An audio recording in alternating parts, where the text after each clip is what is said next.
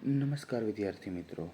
શ્રી સરકારી high school Sarva vocational trainer Chirag Chadotara, trade agriculture, આપ સૌનું હાર્દિક સ્વાગત કરું છું.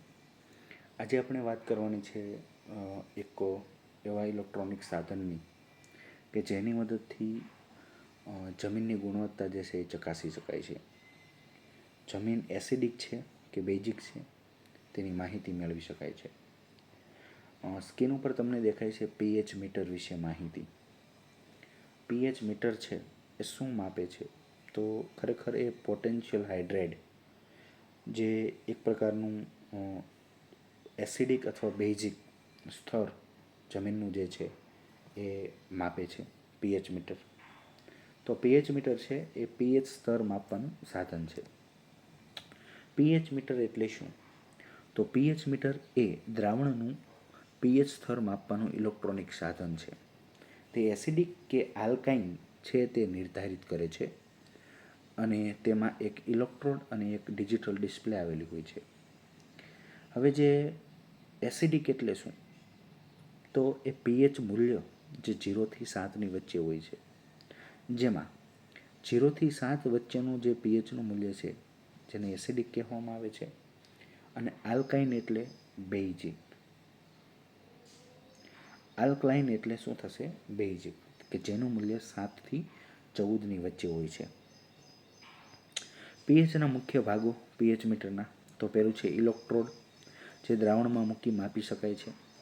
બીજું ડિજિટલ ડિસ્પ્લે, કે જેમાં પીએચની કિંમત બતાવે છે, પીએચનું મૂલ્ય બતાવે છે.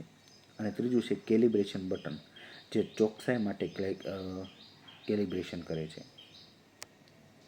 તો આ ત્રણ જે છે એ મુખ્ય ભાગો છે: ઇલેક્ટ્રોડ, ડિજિટલ ડિસ્પ્લે અને કેલિબ્રેશન બટન. ઇલેક્ટ્રોડ છે એ કોઈપણ એક ધાતુનો સળિયો હોય છે કે જે દ્રાવણમાં ડુબાડી રાખવામાં આવે છે અને ત્યારબાદ જ ડિજિટલ ડિસ્પ્લે ઉપર પીએચનું જે છે એ મૂલ્ય નક્કી થાય છે. કાર્યપદ્ધતિ શું છે? તો કેવી રીતના જે છે એ પીએચ મીટરનો ઉપયોગ કરી શકાય છે. પીએચ મીટરનો ઉપયોગ કરીને કેવી રીતના જે છે એ પીએચ જે છે એ જાણી શકાય છે. તો એમાં છે ઇલેક્ટ્રોડ, કે જે દ્રાવણમાં ડુબાડવામાં આવે છે. પછી છે મીટર ઓન કરો. ત્યારબાદ જે છે એ ઇલેક્ટ્રોડને દ્રાવણમાં ડુબાડી મીટર છે એ ઓન કરવાનું હોય છે. અને જેવું આપણે ઓન કરશું ત્યારે થોડીક મિનિટની અંદર જ સ્ક્રીન ઉપર જે છે એ પીએચ વેલ્યુ દેખાશે, પીએચની જે છે એ કિંમત દેખાશે. પીએચ સ્કેલ જે છે એ શું રહેલો હોય છે? તો 0 થી 6.9 એની વચ્ચે જે છે એ એસિડિક મૂલ્ય બતાવે છે. અને 7 જે છે પીએચનું મૂલ્ય એ તટસ્થ એટલે કે ન્યુટ્રલ બતાવે છે. અને 7.1 થી 14 જે પીએચનું મૂલ્ય જે છે એ અલ્કલાઇન એટલે કે આલ્કાઇન બેઝિક જે છે એ બતાવે છે. તો વિદ્યાર્થી મિત્રો, તમને ખ્યાલ આવ્યો છે કે પીએચ મીટરની અંદર જે 7 છે એ તટસ્થનું મૂલ્ય છે. તટસ્થ જે છે એ દ્રાવણ હોય છે. 0 થી 6.9ની વચ્ચે જે મૂલ્ય હોય છે એ એસિડિક મૂલ્ય હોય છે. અને 7.1 થી 1.4ની વચ્ચે જે મૂલ્ય હોય છે એ અલ્કલાઇન મૂલ્ય હોય છે. પીએચ મીટરના ઉપયોગ ક્યાં થાય છે? તો કૃષિ ક્ષેત્રમાં જમીનની પીએચ માપવા માટે જે છે એ પીએચ મીટરનો ઉપયોગ થાય છે. પાણીની ગુણવત્તા જાણવા, પાણી એસિડિક છે કે બેઝિક છે કે તટસ્થ છે, એટલે કે પાણીની જે છે એ ગુણવત્તા જાણવા માટે પીએચ મીટરનો ઉપયોગ થાય છે. લેબોરેટરીમાં રાસાયણિક પરીક્ષણો માટે, જે લેબ હોય છે એની અંદર રાસાયણિકો હોય છે એનું પરીક્ષણ માટે, દવાઓના પરીક્ષણ માટે જે છે એ રાસાયણિક દવાઓના પરીક્ષણ માટે પીએચ મીટરનો ઉપયોગ થાય છે. દવા છે એ એસિડિક છે કે બેઝિક છે. ખોરાક અને પીણાના ઉદ્યોગમાં પણ જે છે એ પીએચ મીટરનો ઉપયોગ થાય છે. તો આવી રીતના જે છે એ પીએચ મીટરનો જે છે એ ઉપયોગ કરી શકાય છે. કેલિબ્રેશન માટેના દ્રાવણો. કેલિબ્રેશન મીન્સ કે બફર દ્રાવણ જેને કહેવામાં આવે છે, બફર સોલ્યુશન, કે જેના આધારે મૂલ્ય છે એ નક્કી થાય છે. પીએચ મીટરની ચોકસાઈ માપવા માટે કેલિબ્રેશન જરૂરી છે.